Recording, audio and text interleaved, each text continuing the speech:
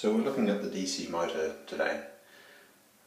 In general, how it works is you have a fixed magnetic field, and that's interacting with a non-fixed magnetic field. That is a magnetic field which can be turned on or off. And the fixed magnetic field normally comes from an iron magnet or something like that. And the non-permanent magnetic field comes from a coil of wire or a loop of wire that has current passing through it. And we know from previous knowledge that if you have a current in a wire, there is a magnetic field around it, and that's a B field, magnetic field around it. If there's no current moving, there is no magnetic field, so it can't interact. But this makes use of that cooled interaction and produces the DC motor. And it's called the DC motor because it deals with direct current, and that means the current passes only in one direction. It's not constantly shifting. Although with a little trick of the DC motor, it does actually do that.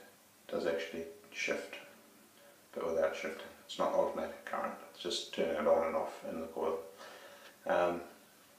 So that's how they work, interaction of magnetic fields. The parts of the motor are the permanent magnet, which is this part here. This is your permanent magnet. It could be iron or it could be a strong earth magnet. You have the coil inside, and you have your, I'll leave the important part for last, but you have your supply, your electricity supply, which is DC of course, and you have this part in the middle here, which is really important. This is your commutator, and then on the inside, and your commutator is fixed in place, usually fixed into the casing of the motor, and then on the very inside, these parts here that brush up against the commutator as it turns, because it's spinning on this axis of rotation in whatever direction. Okay, depends which direction you make the current run. I'll go over exactly how that works in a tick. But these parts in the middle here, they brush up against the commutator, so we call them brushes, and they are what transfer the flow of electricity into the coil. Now you'll notice that there is a gap, and this is very important.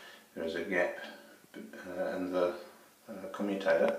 We call it sometimes a split ring commutator when it's like this, and that's because it needs that split. When the motor coil is aligned vertically, the current passing through the coil will be in such a way that the permanent magnet won't interact with it. But as soon as it shifts a little bit too far in the direction that it's rotating, I haven't checked to see which way it's rotating, but if it goes a little bit too far, because the current would have been causing a force in that direction, as soon as it hits that point, right in the centre, and then goes just a fraction beyond it, it's going to experience a force trying to push it back in the other direction, because it's changed poles to what it's dealing with, or compared to what it was dealing with before.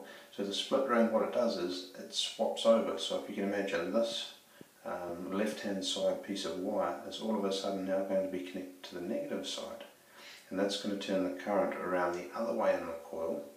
So in this section of wire, even though that's up here at that point, it's going to change direction, meaning the forces, instead of pushing it upwards, it's going to be pushing it downwards, and it'll continue that rotation.